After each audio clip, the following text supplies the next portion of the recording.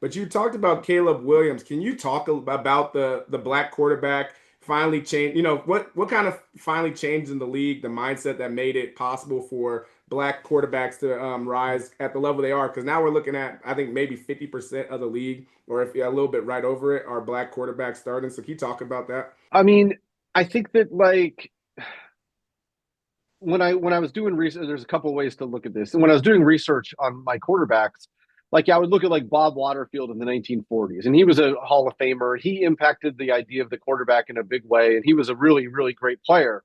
But I'd watch those games, and you wonder like, could these guys do it now? Or were they just did they just look good because they were talented for their era, and the best quarterbacks weren't allowed to actually play quarterback back then? I think that like what you're seeing now is it's not totally removed, but it's every year the coded questions, the stereotypes, and the stigma involving anyone who's non-white who wants to play quarterback, I think is receding a little bit more. And I remember like in the course of reporting, like Caleb and Carl Williams were talking about, like what kind of quarterback he was going to be when he was in high school. And, you know, he would study everyone and try to like, he would study wide receivers for open field moves and things like that. But his dad told him, is like, you have to be Tom Brady, Peyton Manning, and the next guy. Like you have to do all of these things because, you are going to face stereotypes and unfair coded issues that have nothing to do with your ability. And, you have to prepare for that. And, that's a lot to put on a kid. Um, and, I think the only thing you could say is that like, it's a good thing that, it's not gone, but it's receding a little bit more every year. I mean, James Harris, again, to go back to him, he was at Grambling in the 60s, put together a fantastic career.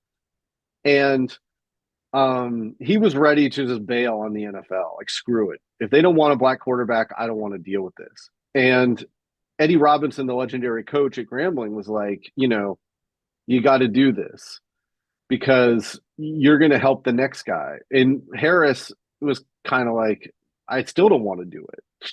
Yeah. And Robinson was like, that's up to you. But if you do go, you can't say you didn't make it because of the color of your skin, because you know that going in ahead of time. So you got to be ready. And that's a big burden on a young man, one that we can't really even imagine. And Shaq Harris went to this park before he was due to report to Buffalo Bills training camp. And he went to this park by himself in Louisiana. And the litmus test for quarterbacks back then was, can you throw the deep out? So he blindfolds himself and he throws the ball at a tree. And he's like, if I hit the tree, I'm ready to go and I'll go report for training camp. If not, maybe this thing just isn't meant to be. So he throws the ball and he misses. And so then he's like, well, maybe 2 out of 3. And, he goes and retrieves the ball and he puts the blindfold back on and he stands 20 yards away and he throws the ball at the tree. And I mean, if he had missed and he decided not to go to Buffalo Bills training camp, I mean, you're talking about a lot of players, Warren Moon, Doug Williams, so many guys who maybe don't play quarterback in the NFL because of him, because James just mattered that much. Instead, he threw the ball, he heard the thud, and he lifted his blindfold and he saw the ball bouncing back to him, and he was like, I'm ready.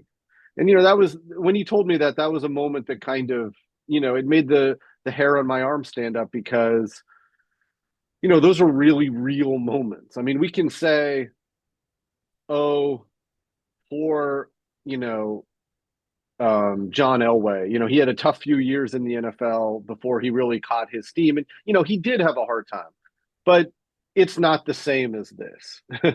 And, that was, I feel like one of the real blessings of the book was being able to just learn about moments like that are real moments that really had like an impact you can see today. I mean, Patrick Mahomes talks about Shaq Harris today.